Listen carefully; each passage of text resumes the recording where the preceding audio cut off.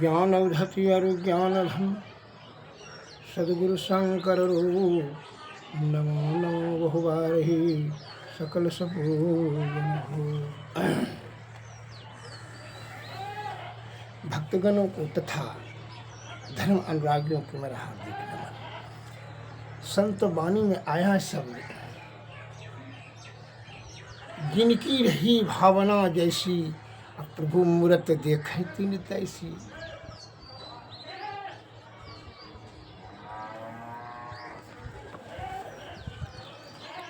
जिनकी ही भावना जैसी, जिसका भावना जैसा रहेगा उसी के अनुरूप ईश्वर उसको दर्शन देता है, और उसी के अनुरूप भाव के अनुरूप भी उसका विचार सोच उसी के अनुरूप होता है।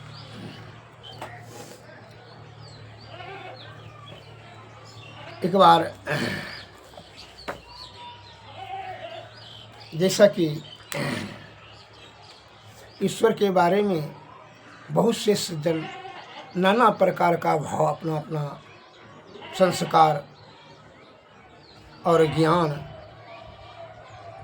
के आधार पर व्यक्त करते हैं। अनेक प्राणी अनेक तरह के भाव विचार रखते हैं। एक बार का लघु कथा है। ब्रह्मा जी के पास देव, दानव और मानव तीनों वहाँ पहुँचे। उनके पास उनका उपदेश श्रवण करने के लिए ब्रह्मा जी का। तो ब्रह्मा जी ने उपदेश दिए। दो पहले दानव को कहा कि जाओ उपदेश देते हैं तुमको, दो। वह दो सुन करके जाने लगा। तो ब्रह्मा जी ने कहा कि दो का अर्थ क्या तुमने समझा? कहा ब्रह्मदेव, मैंने समझा कि दो का अर्थ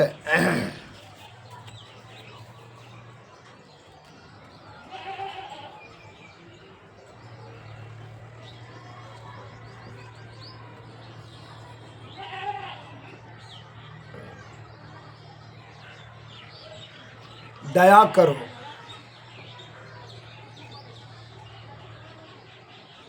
तो ब्रह्मा जी ने कहा कि ठीक तुमने समझा।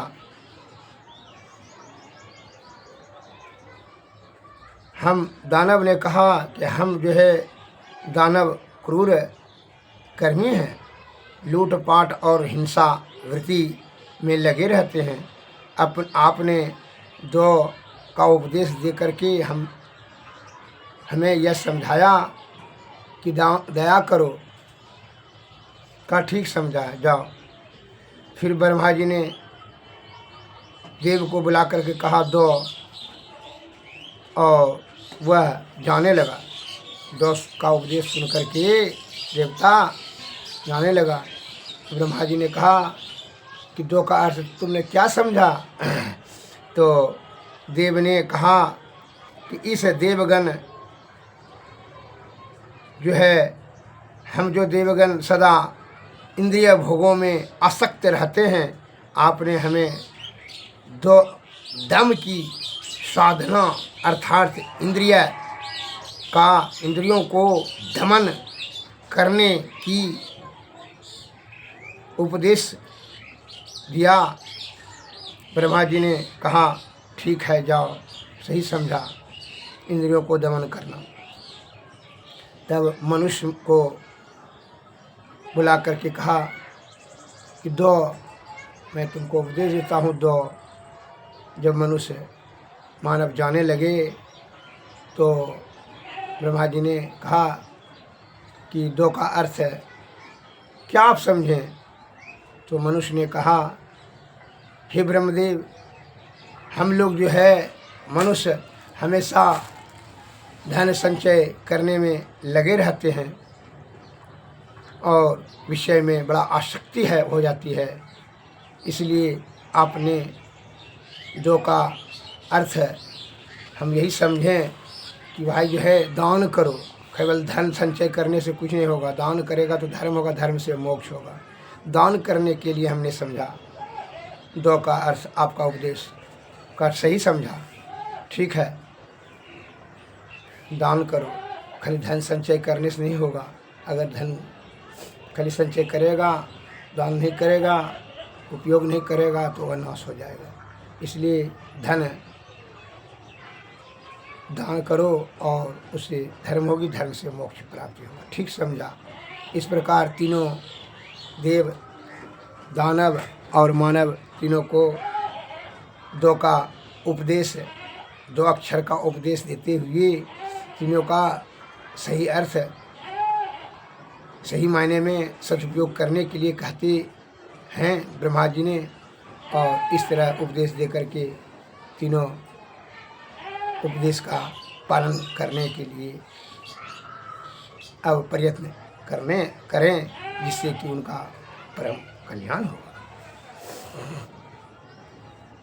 ब्रह्मा जी के तीनों को एक ही अक्षर 2 का उपदेश दिए, पर सभी अपनी अपनी भावना के अनुरूप अर्थ लगाया।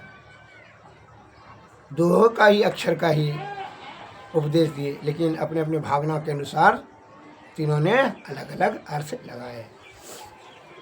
तो इसलिए एक उदाहरण मैं और देता हूँ। भगवान के बारे में अनेक प्रकार का सोचते हैं। एक बार जो है एक महात्मा जी जा रहे थे अपने शिष्य के साथ, और शिष्य के साथ कुत्ता भी था।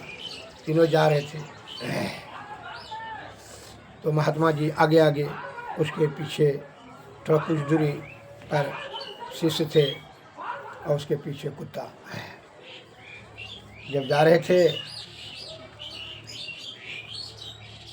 तो एक जवान स्त्री की निर्वस्त्र सब महात्मा जी ने रास्ते पर लेटा हुआ देखा। जो नंगी स्त्री थी, जवान थी, सुंदर स्त्री थी, मरी पड़ी थी, वस्त्र बिखरा हुआ था, वस्त्र विहीन थी। तो महात्मा जी ने अपना गमछा से गुप्तांग ढक दिया। पहले मन में विचार आया महात्मा जी को कि इस का दाह संस्कार कर दें, लेकिन फिर मन में विचार आया कि हम साधना तपस्या करने के लिए जा रहे हैं, इसमें समय क्या नष्ट करना है। अपने गमछा से वह स्त्री का गुप्तांग ढक करके चले गए। उसके पीछे उनका शिष्य आया, तो वह स्त्री का लाश को देख करके वह कामासक्त हो गया। वो कपड़ा को हटा दिया, वह कामासक्त हो गया। काम वासना उसके मन में जागृति हो गई। अब वह अटक गया। महात्मा जी ने पीछे उलट के देखा कि मेरा शिष्य आ नहीं रहा है। वह उनके भावना को भाव गए कि हो न हो, अभी जवान हो। इसलिए कहता है, वैद्य रोगी तरुण जोगी सूर्य पीठे घारे की कंजूस घर भीख मांगे ये जानी पछतारे। महात्मा जी ने समझ लिए अपने आत्मज्ञान से ये या जो है पथभ्रष्ट हो सकता है। सुंदर स्त्री का, जवान स्त्री का लाश है, निर्वस्त्र, यह पथभ्रष्ट हो सकता है। और वह ऐसा ही वह शिष्य, उसका काम वासना जागृत हो गया और भोग की चाहत मन में उपजने लगा। तो महात्मा जी ने जोर आवाज में कहा, अरे कहाँ गया गणेश, जाओ जल्दी। आवाज़ दिया तो उन्हें आवाज़ सुन करके अपने गुरु का वह ध्यान उनका उधर से हटा और गुरु का तरफ तेजी से आए। फिर उसके पीछे में कुत्ता आ गया। वो लाश को देख कर करके रुक गया उस जगह कुतबा, और कुतबा ने मन में सोचने लगा कि महात्मा जी और यह शिष्य गुरु चेला दोनों आगे बढ़े, मैं इसका मनुष्य का मांस, जवान स्त्री का नरम नरम मांस का भक्षण करूँगा। मन में यही विचार किया कुतबा ने। यह सोचकर वह उस जगह रुका रहा और जिसे लार टपकाते रहा कि दोनों जैसे निकलेंगे तो मांस खाना शुरू करेंगे। घुर करने लगा उसी जगह। तो चेला ने समझ लिया कि कुतबा रुक गया, वो मांस खाने के लिए कुतबा को आवाज़ दिया। कुतबा भी जो है दौड़ करके गया, उधर ध्यान भटका। उसी प्रकार हम लोग अपने संस्कार, कुसंगति, कुबुद्धि एवं माया की तीव्रता और विषय के बाजार में विषया आसक्त हो जाने के कारण से ये जीव आत्मा की दुर्गति आदिल काल से कराते आ रहे हैं। जब तक कि कामनी और कंचन सुरा और सुंदरी में मकान दुकान थकान, जबकि जानते हैं कि मौत निश्चित है, फिर भी ये बात भूल जाते हैं और नाना प्रकार का जो है यहाँ कुचेष्टा से विषय में आसक्ति होने के कारण से मौत को भूल जाते हैं और उसका ये जीवन का सही सदुपयोग नहीं कर सकते हैं। ये क्षण भंगुर आनंद के चक्कर में फंस कर करके कि धन जमा करेंगे सुखी हो जाएंगे, सुंदर स्त्री करेंगे तो सुखीवान हो जाएंगे, बेटा बेटी हो जाएगा तो अत्यंत सुखीवान हो जाएंगे, धन हो जाएगा, नशा सेवन करेंगे तो बड़ा मस्ती आएगा। ये नाना प्रकार का जो है मन का जो है बेईमानी के कारण से विषय के अंतर्गत में होकर के इंद्रियों के विषयों में के तहत ही सोचते हैं, जिसके कारण से महान दुख होता है जीवात्मा को। जीवात्मा परमात्मा का अंश है, यह सुख दुख के परे है, लेकिन फिर भी शरीर और इंद्रियों के कुसंगति के कारण से इसको दुख सहना पड़ता है। 84 लाख जोनी में भटकना पड़ता है। कहे यह कभी आप इंद्रियां अतीत है, ईश्वर तो इंद्रियां अतीत है, विषय के परे हैं ईश्वर, लेकिन विषय के अंतर्गत में ही आप सोचते रहते हैं। उसका दुष्परिणाम यह होता है कि अपना आयु बल बुद्धि सब खर्च कर देते हैं विषय में ही सुख खोजने के लिए, जो कि वह विषय तो नाना प्रकार के दुखों का महाकारण है। जब तक कि विषय के परे नहीं है, इंद्रियां अतीत नहीं हो जाते हैं। अंतः साधना बहिर्मुखी से नहीं, अंतः साधना भीतर में साधना कीजिए। अंतर्मुखी होकर करके कहा है जीवात्मा ही जो है परमात्मा तक पहुँचेगा। नो कि आँख कान नाक मुँह रंग रूप रस गंध शब्द स्पर्श यह सब नहीं पहुँचेगा। गौ गौचर जहाँ लग जाए सब माया जान हो भाई। आप जो सोच रहे हैं कि ये जो है नाक कान मुँह आँख से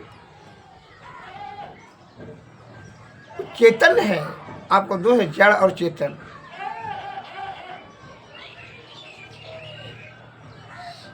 साकार और निराकार दो वस्तु है।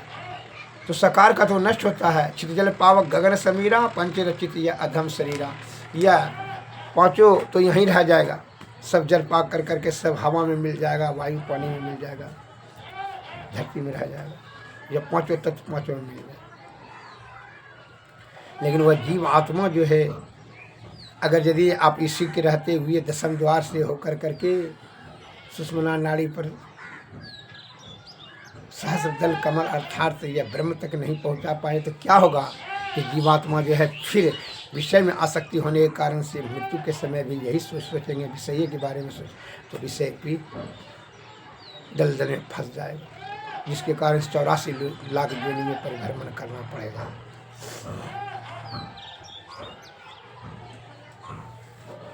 यही तो ज्ञान बताता है आध्यात्मिक ज्ञान में कि यह आत्मा का क्या दुर्गति, इसको सदगति की तरफ बढ़ाने के लिए आपको सदगुरु की आवश्यकता है।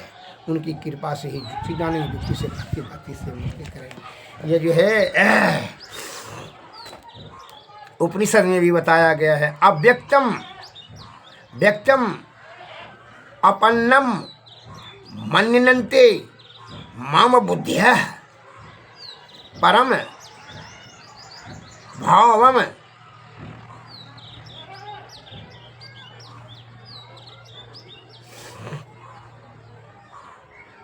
जानन्तो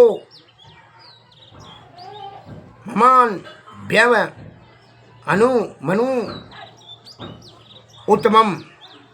यद्यपि अर्थात यद्यपि मैं अव्यक्त हूँ, इसका अर्थ यह होता है तथापि मूर्ख लोग मुझे, गीता में भगवान श्री कृष्ण ने कहा है, यह उपरोक्त पद जो है भगवान श्री कृष्ण ने कहा कि यद्यपि मैं अव्यक्त हूँ तथापि मूर्ख लोग मुझे व्यक्त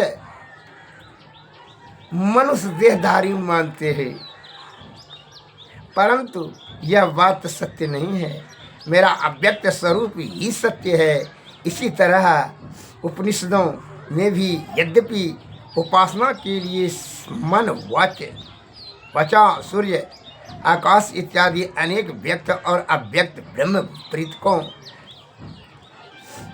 प्रतीकों का वर्णन किया है, तथापि अंत में यह कहा है कि जो वाचा, नेत्र या कान को गोचर हो वह ब्रह्म नहीं है। जैसे यत मनसा न मनुनति येन आहुर मनोह मतम तदैव ब्रह्मं त्वमं विधीद नेदम।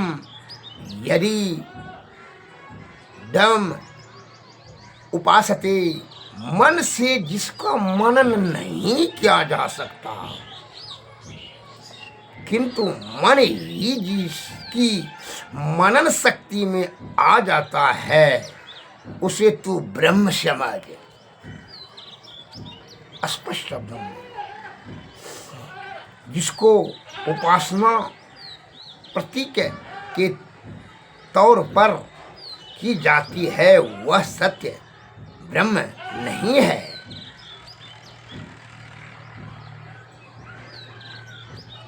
मन और आकाश को लीजिए अथवा व्यक्त उपासना मार्ग के अनुसार शालिग्राम, शिवलिंग इत्यादि को लीजिए, या श्री राम, श्री कृष्ण आदि अवतारी पुरुषों की अथवा साधु पुरुषों को व्यक्त मूर्ति का चिंतन कीजिए। मंदिरों में शिवालय अथवा धातुमय देव की मूर्ति को लीजिए अथवा बिना मूर्ति को मंदिर या मस्जिद लीजिए। ये सभी छोटे बच्चे की लंगड़ी गाड़ी के समान मन को अस्थिर करने के लिए अर्थात चित्त की वृत्ति को परमेश्वर की ओर झुकाने के साधन है। प्रत्येक मनुष्य अपनी अपनी इच्छा और अधिकार के अनुसार उपासना के लिए किसी प्रतीक को स्वीकार कर लेता है। यह प्रतीक चाहे कितना भी प्यारा हो, परंतु इस बात को नहीं भूलना चाहिए कि सत्य परमेश्वर इस प्रतीक में नहीं है। नौ प्रतीके नौ ही शाह से इस उसके परे हैं। यह मनुष्यों को अत्यंत शोचनीय मूर्खता का लक्षण है कि वे इस सत्य तत्व को तो नहीं पहचानते कि ईश्वर सर्वव्यापी, सर्व साक्षी, सर्वज्ञ, सर्वशक्तिमान और उसके भी परे अर्थात अचिंत्यनीय है, किंतु वे ऐसे नाम रूपात्मक व्यर्थ अभिमान के अधीन हो जाते हैं कि ईश्वर ने अमुक समय अमुक देश में अमुक माता के गर्भ से अमुक वर्ण का, नाम का या आकृति का जो व्यक्त स्वरूप धारण किया वही केवल सत्य है, और इस अभिमान में फंसकर एक दूसरे को जान लेने तक को भी उतारू हो जाते हैं। ये सभी सब मूर्खों का लक्षण है। इंद्रिया अतीत है, सत्य को पहचानिए। यह मंदिर, मस्जिद, उपासना करने के लिए जो है पूजा पाठ, तीर्थ प्रयाग, ये सब जो है ध्यान या मन को एक तीर्थ पर संयमित करने के लिए महापुरुषों ने मार्गदर्शन किए हैं। लेकिन सत्य यह है वो इंद्रियातीत है, वह चैतन्य जीव ही परमात्मा तक सुरत शब्द योग अर्थात गुरु के कृपा से ही सुषुम्ना नाड़ी होकर के बिंदु ध्यान करके सुषुम्ना नाड़ी होकर के ही परब्रह्म की ओर बढ़ सकते हैं। इसके लिए युक्ति सदगुरु की कृपा से ही प्राप्त की जा सकती है। अतः उनके शरण में जाना अति अनिवार्य है। अपने अपने भावों के अनुसार से अपना अपना विचार व्यक्त करते हैं और उसी के अनुरूप वह सोच करके अमल करते हैं। लेकिन सत्य को सदैव स्मरण रखें कि विषया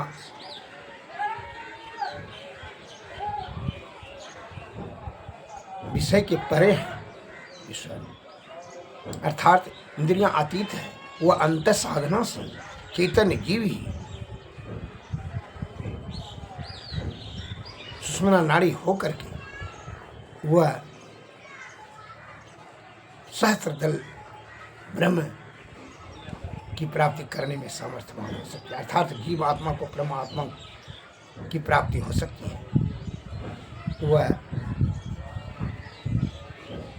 जब तक कि विषय से ऊपर नहीं उठ जाते हैं तब तक सर्वेश्वर की प्राप्ति संभव नहीं है। श्री सद्गुरु महाराज की।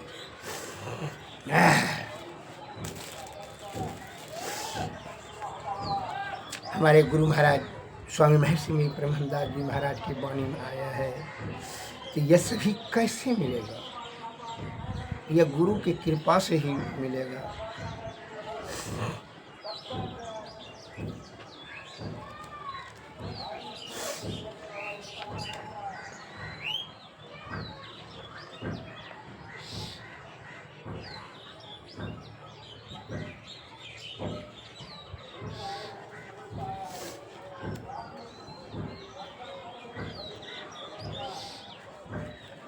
इसलिए बताते हैं सुख मन की झीना, सुख मन के झीना नाल से अमृत की धारा वही रही। मीन सूरत धार धर भाता सी सूरा चढ़ी रही। सुख मन के झीनों नाल से अमृत की धारा बही रही। अमीन सूरत धार धर भाठा सी सीरा चढ़ी रही। गुरु मंत्र जप गुरु ध्यान का गुरु सेव कर यति प्रीति कहे। गुरु की आज्ञा मान प्यारे का सदा गुरु की कही रही। उस नाल का झीना द्वारा गुरु तुझे देंगे बताए। दौने नासा मध्य सन्मुख सुई अग्र दर ली ही रही। तम फटे जो तोहरे जो तम फटे तम मनुष्य अंधकार जब तम फटे जो तो भरे आकाश का तू सैर कर। शब्द अनाहत सार में मिल लहली सतपद को सही रही। दुख दर्द भव के सब मिटे सतगुरु चरण नित सोई रही। गुरु भक्ति बिन कछु ना बने मैं ही सकल संतन कही रही। सुख मन की झीना नाल से अमृत की धारा वही रही। श्री सुखमनिया में अमृत का धारा बरस रहा है। तू वहाँ जा, ये सुख है। अरे वह सुख का दर्शन होने के बाद वो परम सुख है, उसका वर्णन शब्दों में नहीं किया जा सकता है। इसलिए कहता है सतगुरु सेवत, गुरु को सेवत, मिटत सकल दुख झेला रे। यह दुनिया दिन चारि वसेरा, यहाँ न मेरा तेरा रे। तेरा मेरा दौ यम के हाथे, पकड़ी पकड़ी जीने घेरा रे। ये दुनिया बंदी गृह यम की, जीव बंदी रहे घेरा रे। सतगुरु गुरु बिन ना कोई कबहू, जो तोड़े यम घेरा रे। याते उठो सतगुरु हेरो, सेव करो बहु तेरा रे। तन मन धन या तम तिनके पद, हर पिबचो यम फेरा रे। जागृत जिंदा सद्गुरु जग में, सबके जिनको करे जोड़ा रे। बाबा सद्गुरु देवी साहब, जा पद को मही तेरा रे। सद्गुरु सेवत, गुरु को सेवत, मिटत सकल दुख झेला रे। श्री सद्गुरु महाराज की, श्री सद्गुरु महाराज की।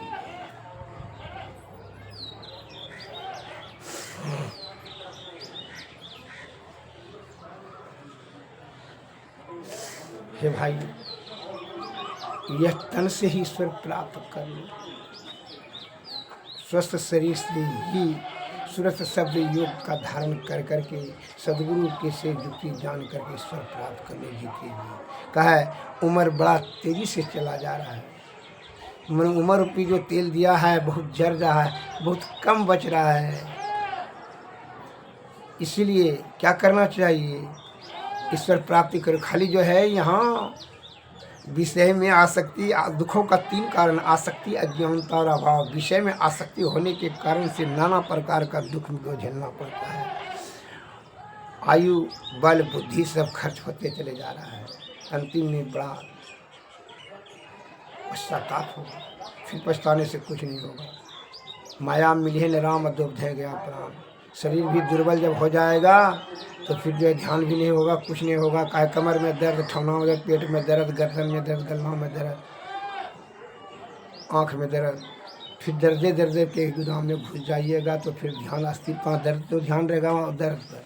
इसलिए स्वस्थ शरीर रहते हुए और आयु रहते हुए यही ईश्वर प्राप्ति करे।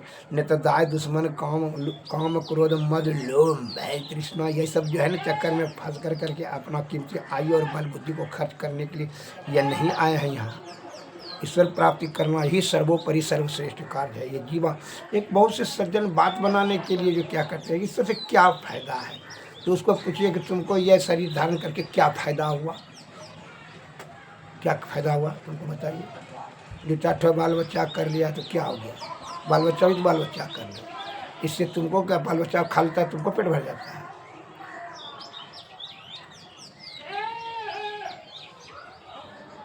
इससे कुछ नहीं होगा। ये जान रहे हो कि ये फिर जो है शरीर तो नहीं मिलेगा।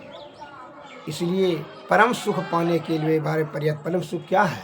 वही ईश्वर, अल्लाह, गॉड, परमानंद उसी कहा जाता है। कहा उम्र उसी के लिए यह आयु प्रकृति ने बड़ी कृपा करके दे रखी है।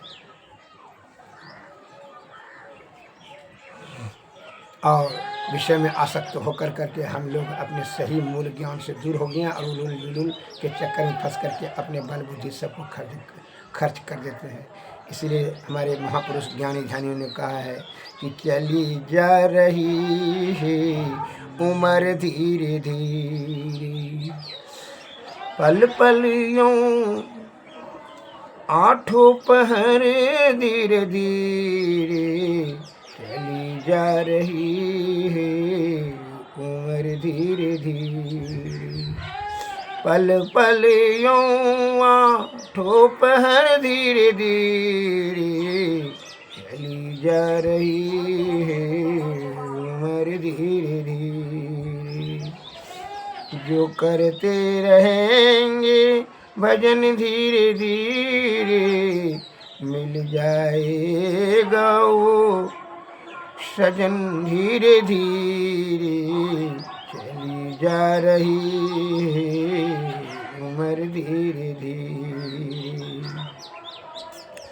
बचपन भी जाए जवानी भी जाए, बुढ़ापे का होगा भैया असर धीरे धीरे, चली जा रही है उम्र धीरे धीरे। तेरे हाथ पाँवों में बल ना रहेगा, झुकेगी तुम्हारी कमर धीरे धीरे, चली जा रही है उम्र धीरे धीरे।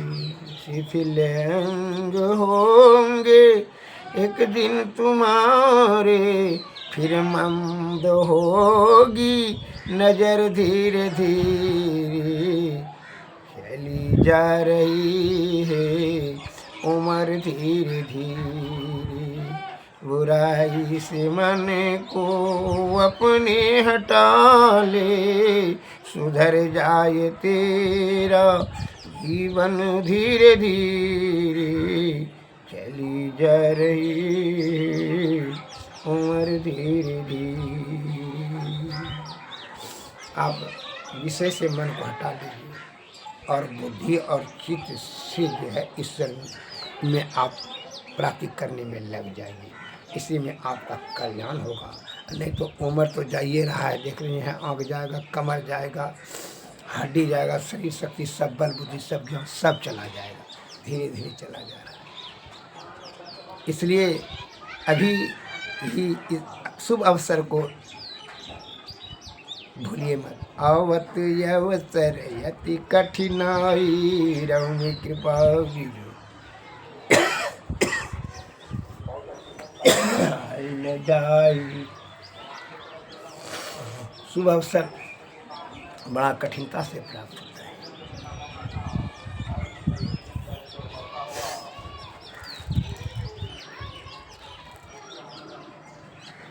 श्री सद्गुरु महाराज की जय।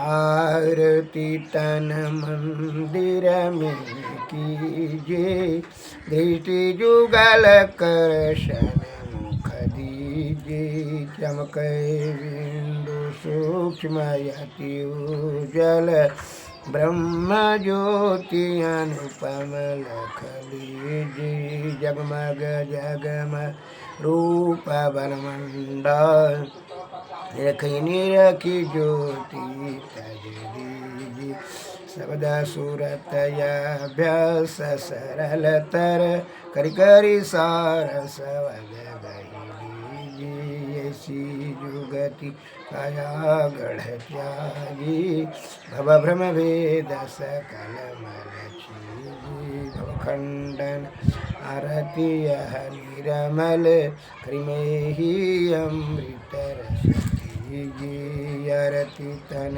मंदिर में कीजिए, दृष्टि जुगल कर सनमुख दीजिए।